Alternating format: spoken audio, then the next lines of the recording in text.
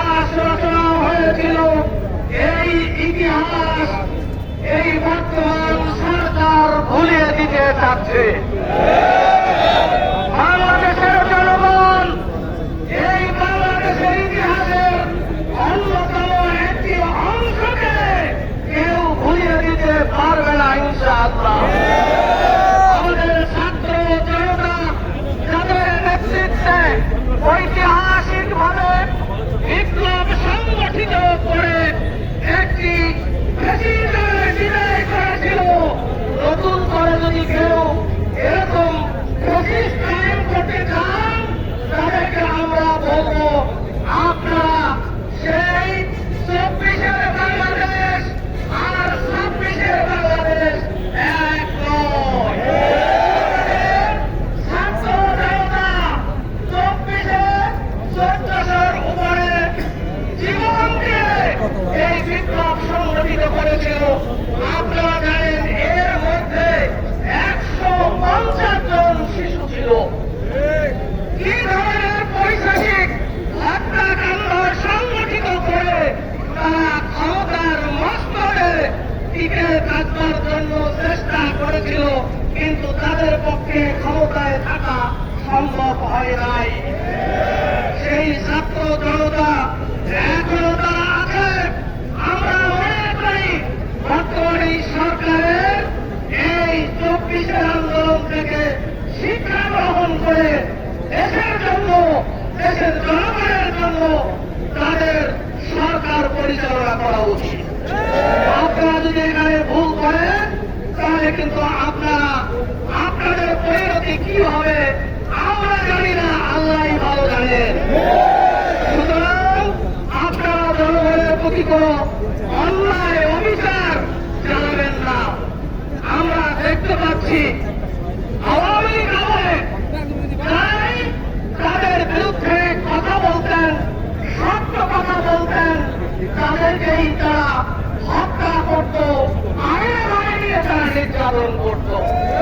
আমরা দেখতে পাচ্ছি একজন ছাত্রকে চোখ উপড়ে ফেলা হয়েছে।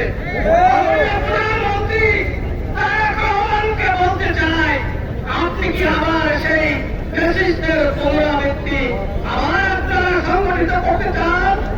যদি আপনারা না করতে চান তাহলে এই 26-এর নির্বাচন হয়েছিল, এই নির্বাচনে জুলাই সনদ সকল দল মিলে যে জুলাই সনদ তৈরি করা হয়েছিল, আপনারা কিছু কিছু মেনেছেন, সবগুলো আপনারা এখন পর্যন্ত মানেন নাই।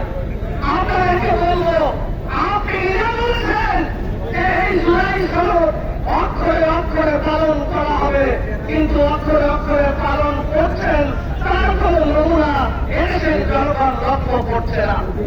যদি আপনারা তাই করতেন তাহলে খুব আপনাদের কমিশন কেন এখন পর্যন্ত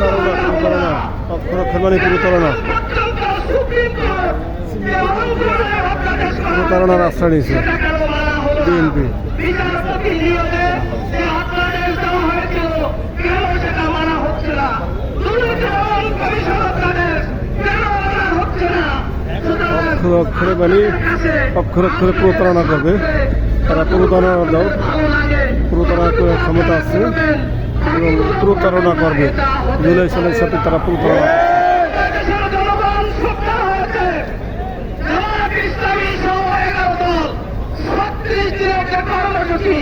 ঘোষণা করেছে। এই 36 দিনের কর্মসূচির পরে আবার নতুন কর্মসূচি আসতেছে। এই কর্মসূচি 36 দিনের কর্মসূচির মধ্যে আমরা বিশ্বাস করি আপনাদের একটি শুভ বুদ্ধি উদয় হবে। আর যদি সেটা আপনারা না করেন আবার পুনরায় যে আন্দোলন হবে, আন্দোলন হবে।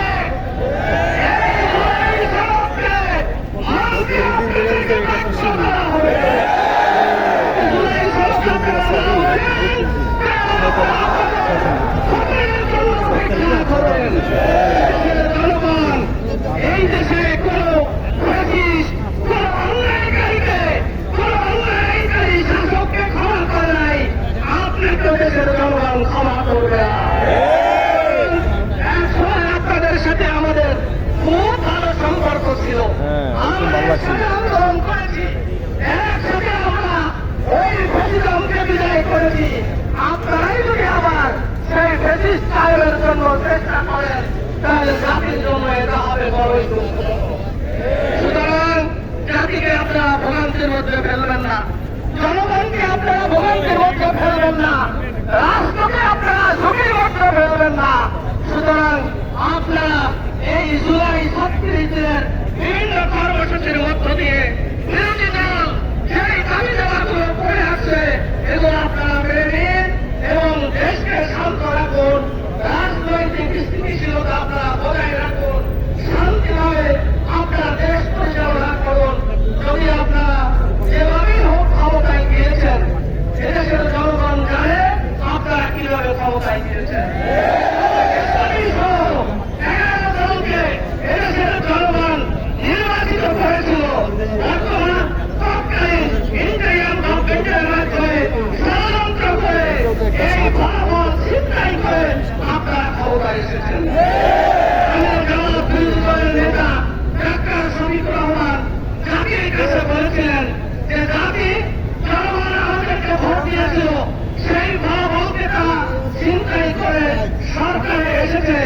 আমরা অনেক কিছু চিন্তা করে অন্তরে মনে অনেক কষ্ট নিয়ে আমরা এই নির্বাচনকে মেনে নিয়েছি। বিরোধী দলের দায়িত্ব আমরা পালন করব। সেই দিন থেকে বিরোধী দল যৌক্তিকভাবে সুন্দরভাবে তারা বিরোধী দলের দায়িত্ব পালন করছে, কিন্তু সরকার সেইভাবে যেভাবে দায়িত্বশীল সরকার হিসাবে দায়িত্ব পালন করার কথা ছিল, তারা সেদিকে ভ্রুক্ষেপ করছেন না। আমরা আজকে 15 আগস্ট আপনাদের কাছে জুলাই সড়ককে অক্ষরে আপনাদের মেনে নিতে হবে। বাংলাদেশের রাজনৈতিক পরিবেশ সুস্থ, শৃঙ্খলা এবং স্থিতিশীল রাখবার জন্য আপনাদেরকে দায়িত্ব গ্রহণ করতে হবে। এই জনগণের কোন দাবি দেওয়াকে উপেক্ষা করে কেউ সরকারে টিকে থাকতে পারে না। যদি আপনারা উপেক্ষা করেন, আপনারাও পারবেন না ইনশাআল্লাহ। সম্মানিত ভাই এবং বন্ধুগণ, সম্মানিত সাংবাদিক বন্ধুগণ, আইন শৃঙ্খলায় নিয়োজিত পুলিশ বাহিনীর সদস্যবৃন্দ, 24 থেকে আমাদের সকলের শিক্ষা গ্রহণ করা উচিত। যদি আমরা শিক্ষা গ্রহণ করি, তাহলে এই রাষ্ট্র, এই বাংলাদেশ আমাদের সকলের। এই বাংলাদেশে যারা জন্মগ্রহণ করেছেন, তারাই বাংলাদেশে সম্মানের সাথে মর্যাদার সাথে বসবাস করার অধিকার রাখে। এই অধিকার রক্ষার জন্য সরকারকে মূল ভূমিকা পালন করতে হবে। বিরোধী দলের পক্ষ থেকে জামাত ইসলামের আমির, তিনি বিরোধী দলের নেতা হিসেবে সংসদে এবং সংসদের বাইরে যে দায়িত্বপূর্ণ দায়িত্ব পালন করছেন, এটাকে আপনারা সম্মান করবেন, মর্যাদা দিবেন, এটাই আমরা সরকারের কাছে দাবি জানাচ্ছি। আসুন আমরা এখনই আমাদের কর্মসূচি শুরু করব। আমি পরিশেষে যারা এখানে উপস্থিত হয়ে এই কর্মসূচি এবং এই সমাবেশ সফল করার জন্য উপস্থিত হয়েছেন, সাংবাদিক বৃন্দ, পুলিশ বাহিনীর সদস্যবৃন্দ, যারা আমাদের এই সমাবেশকে সুন্দরভাবে বাস্তবায়নের জন্য আপনারা চেষ্টা করছেন, আমরা আশা করব আমাদের কর্মসূচির শেষ পর্যন্ত এবং আমাদের যে ডকুমেন্টারি প্রদর্শনী হবে, এই অনুষ্ঠান পুলিশ বাহিনী তারা সুরক্ষা দেবেন এবং শৃঙ্খলা বজায় রেখে আমরা যাতে করে প্রোগ্রাম